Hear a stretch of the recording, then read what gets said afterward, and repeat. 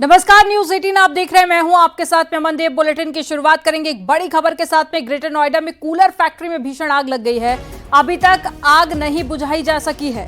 पिछले 1 घंटे से ज्यादा का समय बीत चुका है। आग भयंकर होती जा रही है और आग की चपेट में करीब 7 फैक्ट्रियां आ चुकी हैं।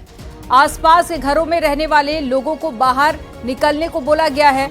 दमकल की 15 टीमें आग बुझाने की कोशिश कर रही हैं और इकोटेक 3 थाना क्षेत्र के तुसियाना गांव का ये पूरा मामला है। तस्वीरें आपको दिखा रहे हैं, एक्सक्लूसिव तस्वीरें ग्रेटर नोएडा से, जहां पर एक फैक्ट्री में आग लगी थी और देखते ही देखते 7 फैक्ट्रियों को आग ने अपनी चपेट में ले लिया और काफी नुकसान हो चुका है। लगातार 1 घंटे से कड़ी मशक्कत की जा रही है, लेकिन आग पर अभी तक कंट्रोल नहीं किया गया।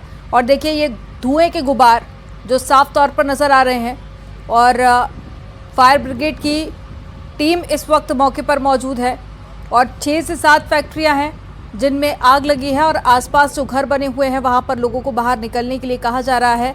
हालांकि आग कैसे लगी है इस बात की जांच की जाएगी, लेकिन फिलहाल फायर ब्रिगेड की टीम आग पर कंट्रोल पाने में जुटी हुई है। तो कूलर बनाने वाली फैक्ट्री थी जिसमें आग लगी थी और देखते ही देखते ये आग इतना ज़्यादा फैल गई कि 6 से 7 फैक्ट्रियों को आग ने अपनी चपेट में ले लिया। तो 3 तस्वीरें आपको दिखा रहे हैं। तीनों तस्वीरों में आप देख सकते हैं कि आग कितनी ज़्यादा भयंकर लगी है और धुएं के गुबार साफ तौर पर नज़र आ रहे हैं। सामान हटाते हुए लोग भी दिखाई दे रहे हैं। कई सारे कर्मचारी भी यहां पर काम कर रहे थे और सभी लोग सामान हटाने में जुटे हुए हैं। जो आसपास के घर हैं उनको भी खाली कराया जा रहा है। लेकिन ये तस्वीरें आप देखिए, आग कितनी ज़्यादा भयंकर है। और गर्मी के दिनों में खास करके दिल्ली, नोएडा और ग्रेटर नोएडा में इस तरह की तस्वीरें सामने आती हैं जहां पर आग लगने की घटनाएं बढ़ जाती हैं।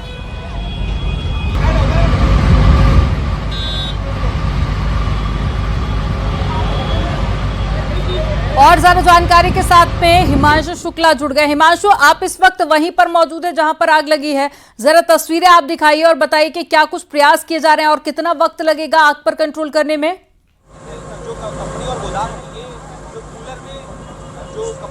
देखिए, जाहिर तौर पे आपको बता दें, करीब 2 घंटे से ज्यादा का वक्त गुजर चुका है और यहाँ पर भीषण आग लगी हुई है। और पीछे तस्वीरें दिखाएंगे किस तरीके से भयानक आग लगी हुई है यहाँ पे और अभी भी आग बुझाने का काम जारी है। फिलहाल यहाँ पर भारी संख्या में पुलिस फोर्स भी है और साथ ही फायर विभाग की टीम भी है। हमारे साथ बातचीत के लिए डीसीपी सेंट्रल है जो यहाँ पे मौजूद है। रेस्क्यू ऑपरेशन भी चल रहा है। सीधे बातचीत करते सर, अभी क्या स्थिति है और चूंकि आग लगातार फैल रही है, क्या स्थिति अभी मौजूद है? यहाँ पर थाना इकोटेक 3 कुलेसरा चौकी क्षेत्र के अंदर एक कंपनी और उसके 2 जो गोदाम है वहाँ पे आग लगने की सूचना आई थी।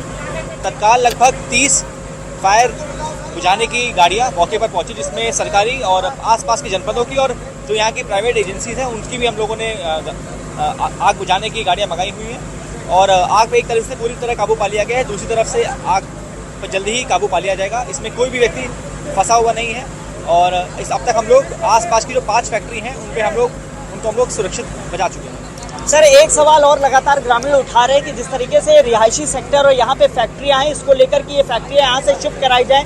1 साल पूर्व भी इसी जगह आग लगी हुई थी, ऐसी कोई जानकारी आप लोगों को मिली है? नहीं, इस बारे में जानकारी की जा रही है। उसके अलावा जो उनको फायर के एनओसी अन्य विभागों को किससे जो भी एनओसी मिले हुए हम लोग उसकी भी जाँच करेंगे। सभी लोग सेफ हैं, सुरक्षित हैं, कोई फंसा हुआ नहीं है? नहीं, इसमें कोई भी आदमी फंसा हुआ नहीं, सभी लोग सुरक्षित हैं, सभी लोग सेफ हैं, कोई भी जनहानि इससे अभी तक नहीं हुई। कितनी गाड़ियां लगी हुई है और फोर्स की बात करें तो क्या आसपास के थानों से भी लोग बुलाए गए? बिल्कुल, आसपास के थानों की फोर्स भी यहाँ मौजूद है और यहाँ पे लगभग 30 इस समय गाड़ियाँ मौजूद है, जिसमें जनपद की लगभग 15 से ऊपर गाड़ियाँ और हापुड़ से, बुलंदशहर से, गाजियाबाद से और यहाँ की जो प्राइवेट कंपनियाँ हैं वहाँ से भी जो गाड़ियाँ हम लोग जो आसपास की कंपनियाँ हैं वहाँ से भी हम लोग गाड़ी मंगा चुके हैं। सभी गाड़ियाँ इस समय लगभग 30 गाड़ियाँ इस समय एक्शन में हैं।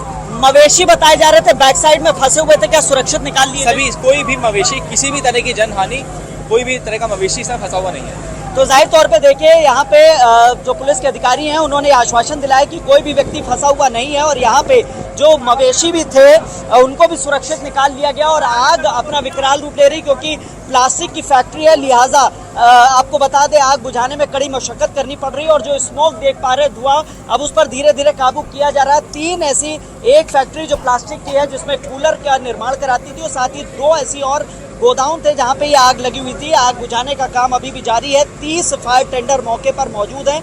आग बुझाई जा रही है। कई थानों से फोर्सेस भी बुलाई गई थी, चूंकि आसपास के एरिया को कॉर्डन ऑफ करके यहाँ पे लोगों को रोका जा रहा है जाने के लिए। और साथ ही जो लोग रेंट पे भी रहते हैं आसपास, वहाँ पे भी प्लेस इवैक्यूएट कराई गई, पूरी तरीके से खाली कराई गई है।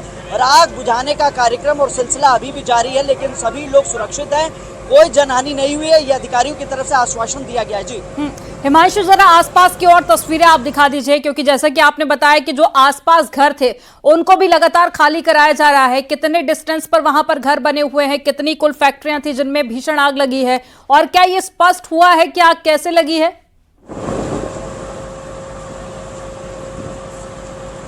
देखिए, आपको मैं कैमरामैन से कहूंगा तस्वीरें दिखाएं। चारों तरफ यहाँ फायर टेंडर्स आपको दिखाई देंगे, और ये फायर टेंडर्स एक के बाद एक, चूंकि जिस तरीके से डीसीपी सेंट्रल ने जानकारी दी है, आसपास हापुड़, बुलंदशहर, गाजियाबाद सभी जगहों से फायर टेंडर मंगाए गए हैं। और लगातार जो फोर्सेज है उनको भी बुलाया जा रहा है, ताकि ज़्यादा से ज़्यादा लोगों को इवैक्यूएट करा दिया जाए। स्मोक है, स्मोक की वजह से लोगों को खांसी की दिक्कत और इस तरीके की तमाम समस्याएं होती, सांस लेने में बड़े बुजुर्गों को, लिहाजा जो प्लेसेस है उनको इवैक्यूएट कराया गया। मैं कैमरामैन से कहूँगा आपको ठीक पीछे भी दिखाएं, वो जो गाँव का हिस्सा है, क्योंकि ये हबीबपुर, सुतियाना 2 गाँव लगते हैं, और इसको पूरी तरीके से इवैक्यूएट कराया जा रहा है। और ये देखिए, ये फ्रंट की दुकानें हैं, इस तरीके से जो फैक्ट्री थी इसको भी पूरी तरीके से खाली करा दिया गया है।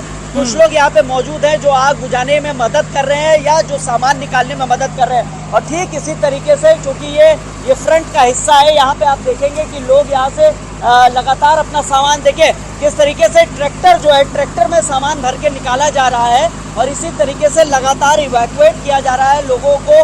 यहाँ से जो सामान है वो निकाला जा रहा है, ताकि कोई भी नुकसान नहीं हो, जानमाल का कोई नुकसान नहीं हो। और इस तरीके से फायर टेंडर लगातार यहाँ मौके पर मौजूद है, आग बुझाने का काम जारी है। और आसपास के जनपदों से, यानी हापुड़, बुलंदशहर, गाजियाबाद सभी जगहों से बिल्कुल हिमांशु, और इतनी विकराल आग में भी अच्छी खबर यह है कि कोई जनहानि नहीं हुई है। जानकारी देने के लिए बहुत शुक्रिया आपका हिमांशु।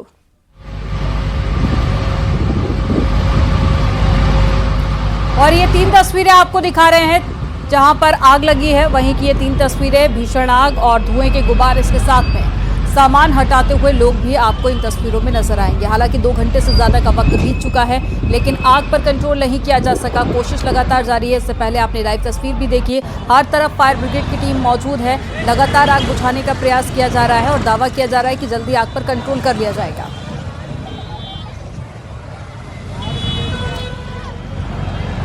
तो भीषण आग लगी है। एक कूलर की फैक्ट्री थी जहां पर आग लगी है, और देखते ही देखते आग काफ़ी ज़्यादा फैल गई, और 2 घंटे का समय बीत चुका है और अभी तक लगातार प्रयास किए जा रहे हैं। कई सारी गाड़ियां इस वक्त फायर ब्रिगेड की मौके पर मौजूद हैं, लेकिन अभी तक आग पूरी तरह से कंट्रोल नहीं हो पाई है। हालांकि अच्छी खबर इस बीच ये है कि कोई भी जनहानि नहीं हुई है। जितने भी लोग वहां पर काम कर रहे थे या फिर आसपास के मकानों में जो लोग मौजूद थे, उन सभी को बाहर निकाल लिया गया है, और जो वहां सामान था उसको भी हटाने का प्रयास किया गया ताकि नुकसान ज़्यादा से ज़्यादा ना हो। लेकिन फिलहाल कोशिश की जा रही है कि जल्द से जल्द इस आग पर कंट्रोल कर लिया जाए। तो गर्मी बढ़ने के बाद में इस तरह की तस्वीरें दिल्ली, नोएडा, ग्रेटर नोएडा से सामने आती हैं, जहां पर भीषण आग लग जाती है। और देखते ही देखते ये देखिए आग कितनी ज़्यादा फैल गई। 4 तस्वीरें आपको दिखा रहे हैं। 6 से 7 फैक्ट्रियां हैं जो इस वक्त आग की चपेट में है।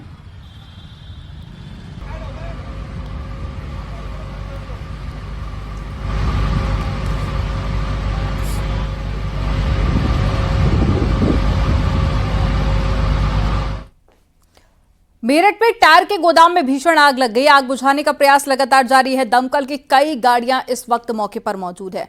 आग लगाने के कारण का अभी तक खुलासा नहीं हो पाया। थाना टीपी नगर क्षेत्र के इस्लाम नगर का मामला है। आग लगने के कारणों का अभी पता नहीं चल पाया है। कोशिश की जा रही है ताकि जल्द से जल्द आग पर कंट्रोल किया जा सके। संत कबीर नगर में गेहूं की फसल में भीषण आग लग गई। आग से सैकड़ों बीघा फसल जलकर राख हो गई। आग पर काबू पाने के लिए कोशिश की जा रही है। दुधारा थाना क्षेत्र का ये पूरा मामला है। तस्वीरें आप देखिए संत कबीर नगर से, जहां पर आग लग गई है और सैकड़ों बीघा फसल थी जो आग की चपेट में आ गई।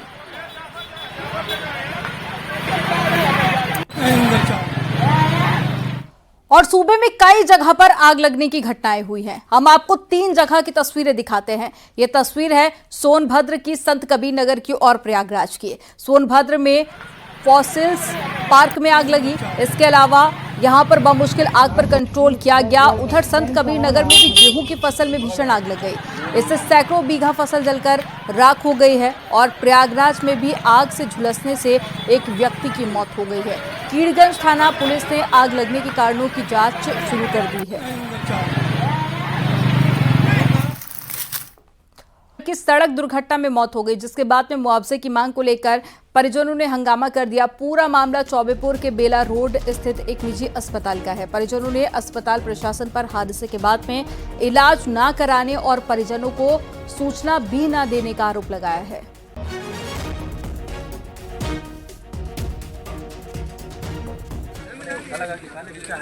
तो ये तस्वीरें आपको दिखा रहे हैं कानपुर की है, जहां पर परिजनों ने ये आरोप लगाया है कि उनको कोई भी जानकारी नहीं दी गई थी।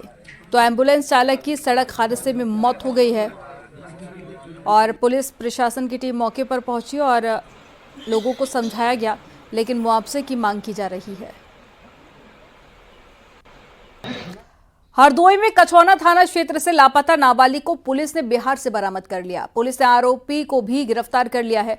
पीड़िता के पिता ने 24 फरवरी 2025 को कछौना थाने में बेटी को बहला फुसलाकर भगा ले जाने की शिकायत की थी। पुलिस ने तुरंत मामला दर्ज कर जांच शुरू कर दी है। मामले में पॉस्को एक्ट की धाराओं में मुकदमा दर्ज किया गया है। साथ ही जांच में आरोपी की पहचान विशाल कुमार के रूप में हुई है और बिहार के सारण जिले के तरैया थाना क्षेत्र के गलीमापुर गांव का रहने वाला है, जिसके बाद में पुलिस ने बिहार जाकर लड़की को बरामद किया और आरोपी को गिरफ्तार कर लिया।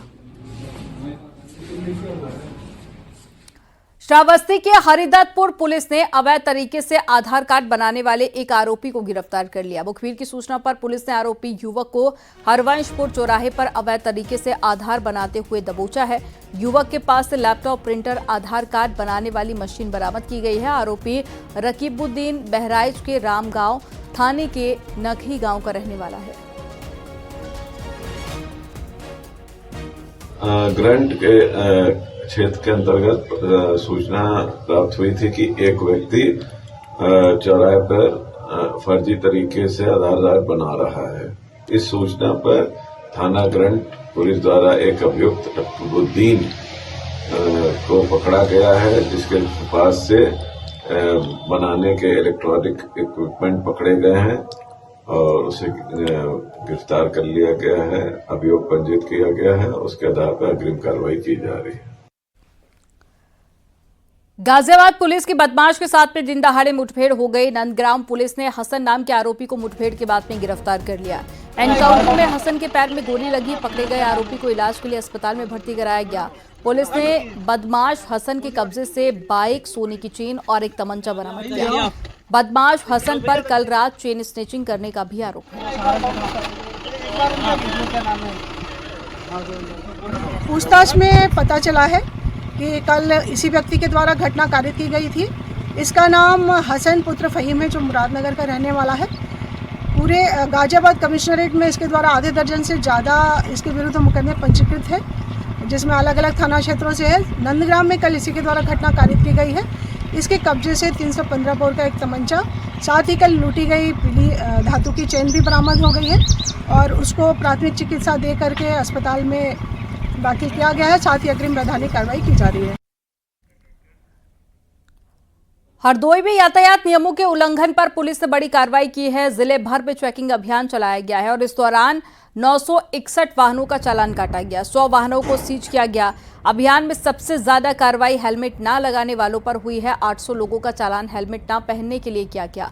बिना ड्राइविंग लाइसेंस वाहन चलाने पर 146 चालान काटे गए। ट्रिपलिंग पर 66 और नो पार्किंग के उल्लंघन पर 45 चालान काटे गए हैं और सीट बेल्ट न लगाने वाले 7 लोगों का चालान हुआ है। गलत नंबर प्लेट पर 36 और बिना बीमा वाहन चलाने पर भी 36 वाहनों के चालान काटे गए। अभियान में कुल 17 लाख रुपए से ज्यादा का जुर्माना वसूला गया।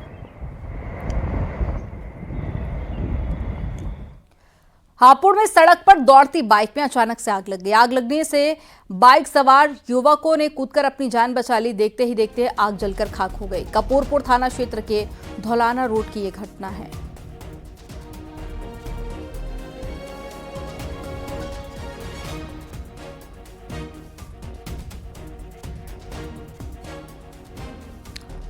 और वक्फ बिल को लेकर केंद्रीय मंत्री किरण रिजिजू जानकारी दे रहे हैं।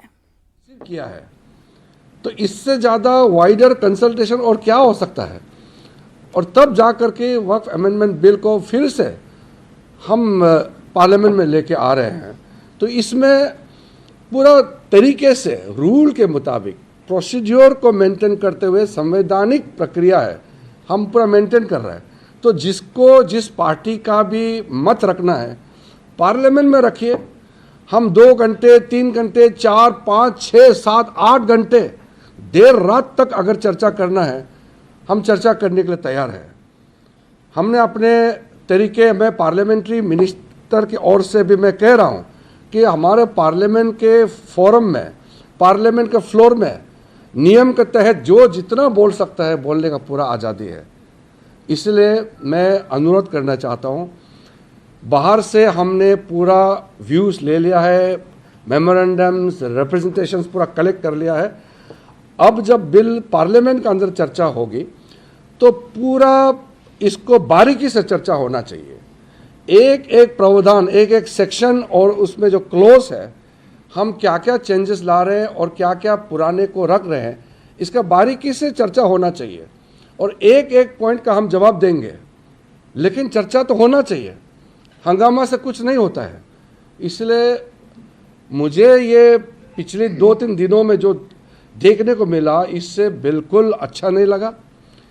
पूरा झूठ बात फैला करके कई कई जगह में लाउड स्पीकर लगा के पूरा ब्रॉडकास्ट कर रहे हैं कि मुसलमानों का ज़मीन छीनने जा रहा है, मस्जिद छीनने जा रहा है, कब्रिस्तान छीनने जा रहा है। ऐसे क्यों झूठ बोलते हैं? वो जो बोलने वाला लोगों का चेहरा भी पहचानी है, क्योंकि CAA जब लाया था तब भी यही झूठे बातें इन्होंने किया था कि CAA लाएंगे तो मुसलमानों का अधिकार छिन जाएंगे, नागरिकता छिन जाएंगे, मुसलमानों को देश से बाहर कर देंगे, ऐसा बोला है। अब CAA कानून लग गया, साल भर हो गया, किसी एक मुसलमान का कोई अधिकार छीन लिया गया है? किसी का नागरिकता छीना है क्या? इतना ब्लैक एंड वाइट झूठ बोलने का कोई मतलब नहीं है। इसलिए मैं फिर से हाथ जोड़ करके सबको कहता हूं कि आप अगर बिल का विरोध करना है तो तर्क रख करके आप विरोध कीजिए। कौन सा प्रावधान को आप विरोध करते हैं बताइए, और ये भी बताइए कि गैर संवैधानिक कैसे है वो भी बताइए। ऐसे झूठ बात फैलाने से तो होगा नहीं।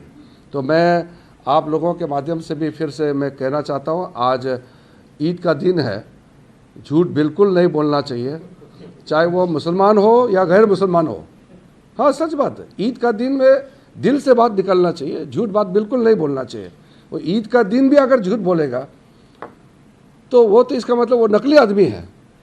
इसलिए मैं पुनः आग्रह करता हूँ कि हम लोग जब बिल आने वाले हैं तो फिर उसको चर्चा के लिए तैयार करें। बिल्कुल बहस होना चाहिए, पार्लियामेंट्री डेमोक्रेसी है, खुल करके बहुत बारीकी से बहस होना चाहिए। डिबेट एंड डिस्कशन, ये सबसे बड़ा हमारा ताकत है भारत का। इंग्लिश में बोल दीजिए। My special appeal to everybody is when we are preparing to bring Waqf amendment bill. तो वक्फ बिल से मुसलमानों का भला होगा, ये जानकारी किरण रिजिजू ने दी है। और साथ ही वक्फ बिल पर व्यापक चर्चा की गई है और उसके बाद ही इसको लाया जा रहा है। तो तमाम जानकारी वक्फ बिल को लेकर मंत्री किरण रिजिजू दे रहे हैं, क्योंकि मुस्लिम पक्ष की तरफ से इस बिल का विरोध भी किया जा रहा था। और किरण रिजिजू ने यह बात स्पष्ट कर दी कि वक्फ बिल से मुसलमानों का भला ही होगा। इस पर पहले भी व्यापक चर्चा की गई और कुछ लोग गुमराह करने की कोशिश कर रहे हैं, लेकिन इससे सभी का भला होगा।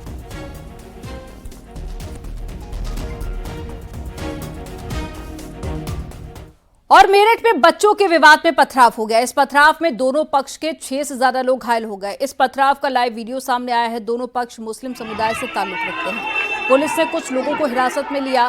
दोनों की तरफ से मुकदमा दर्ज करने की तैयारी की जा रही है। घटना की जानकारी मिलने पर कई थानों की फोर्स मौके पर पहुंची। थाना जानी क्षेत्र के सिवाल खास इलाके का है।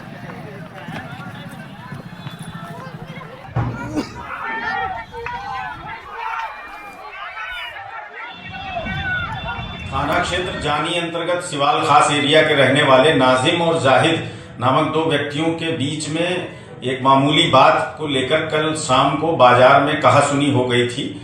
उसको लेकर जब आज नमाज के बाद ये लोग अपने घर आ गए थे, उस दौरान दोनों पक्षों के लोग आपस में एक दूसरे के आमने सामने आ गए, जिसमें पथराव हुआ और इसमें कुछ लोग घायल हुए हैं, जिनको उपचार हेतु अस्पताल भेज दिया गया है। 3 लोगों को इसमें हिरासत में भी लिया गया है पुलिस के द्वारा। दोनों एक ही समुदाय के लोग हैं और इसमें फायरिंग की भी सूचना आई है, जिसकी जांच की जा रही है और जो अग्रेतर विधिक कार्यवाही है वो थाना जानी के द्वारा निष्पादित की जा रही है। के विवाद में पथराव का सनसनीखेज मामला सामने आया है। न्यूज़ 18 की स्क्रीन पर आप देख सकते हैं किस तरीके से पथराव की वारदात को अंजाम दिया गया है। ये तस्वीरें मेरठ के जानी क्षेत्र के सिवाल खास इलाके की है, जहां इस मामले में पुलिस ने मुकदमा दर्ज करते हुए अब 5 लोगों को गिरफ्तार कर लिया है। फिलहाल जांच जारी है। कैमरामैन शिव सुदन के साथ न्यूज़ 18 के लिए निखिल अग्रवाल, मेरठ। प्रयागराज से खबर है, जहां पर नगर निगम ने बड़ी कार्रवाई करते हुए हाउस टैक्स जमा नहीं करने पर सिंचाई विभाग के चीफ इंजीनियर का दफ्तर सील कर दिया। सिविल लाइंस में तेज बहादुर सप्रू मार्ग पर मुख्य अभियंता का कार्यालय है और सिंचाई विभाग पर नगर निगम का 28,20,000 का हाउस टैक्स बकाया है और कई बार नोटिस देने के बाद भी टैक्स जमा नहीं करने पर यह कार्रवाई की गई। आरोप के मुताबिक पिछले कई सालों से उसने हाउस टैक्स जमा नहीं किया था। नगर निगम की इस कार्रवाई से हड़कंप मच गया है।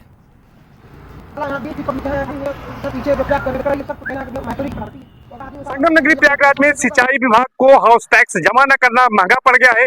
नगर निगम ने कार्रवाई करते हुए सिंचाई विभाग के चीफ इंजीनियर के कार्यालय पर तालाबंदी कर दी है। हालांकि ईद की छुट्टी के दिन ये कार्रवाई की गई है, जिस वजह से यहाँ पर अधिकारी और कर्मचारी मौजूद नहीं थे। आप देख सकते हैं कि कार्यालय बंद है और यहाँ पर पूरी तरह से सन्नाटा पसरा हुआ है। लेकिन आप देखिए कि नगर निगम ने ये कार्रवाई यहाँ पर की है। यहाँ पर ताला लगा दिया है, लाल कपड़ा बांधकर यहाँ पर सील भी कर दिया गया है। इसके साथ साथ नगर निगम की ओर से यहाँ पर एक नोटिस बोर्ड भी चस्पा किया गया है, जिसमें महत्वपूर्ण सूचना लिखी गई है कि नगर निगम प्रयागराज द्वारा भवन संख्या 9 तेज बहादुर सप्रू मार्ग पर गृहकर रुपए का 28,20,447 रुपए बकाया होने के कारण 31/3 यानी कि आज ही इसको सीज किया गया है, जिस बिल का पूर्ण भुगतान करने पर सीलिंग कार्रवाई को समाप्त किया जाएगा। ये कार्रवाई जो है मुख्य कर निर्धारण अधिकारी के निर्देश पर कर अधीक्षक ने की है। प्रवर्तन टीम की मौजूदगी में आज ये कार्रवाई की गई है। हालांकि सिंचाई विभाग के अधिकारी और कर्मचारी इस मामले में बोलने को कतई तैयार नहीं है। हालांकि कुछ अधिकारियों को यहाँ पर कहना है, जो यहाँ पर पहुंचे थे, उनका ये कहना है कि ट्रेजरी में बकाया जो था वो जमा कर दिया गया है और जल्दी ही यहाँ पर यह सील खोल दी जाएगी। लेकिन बड़ा सवाल यही है कि क्या सिंचाई विभाग के अधिकारी इस बात का इंतजार कर रहे थे कि नगर निगम सीलिंग की कार्रवाई करे, उसके बाद ही वो घुमखड़ी नींद से जागेंगे, उसके बाद ही बकाया का भुगतान करेंगे। ऐसे में जरूरी ये हो जाता है कि आखिर जो जिम्मेदार अधिकारी हैं, जिन्होंने लापरवाही की है, उनके खिलाफ क्या कार्रवाई होती है। सरगम दुबे, न्यूज़ 18 प्रयागराज। कानपुर में गर्मी आते ही आग का तांडव शुरू हो गया है। कल्याणपुर क्षेत्र के एक मकान में आग लगने से हड़कंप मच गया। आग लगने का कारण शॉर्ट सर्किट बताया जा रहा है। सूचना के बाद में मौके पर पहुंची फायर ब्रिगेड ने कड़ी मशक्कत के बाद में आग पर काबू पाया।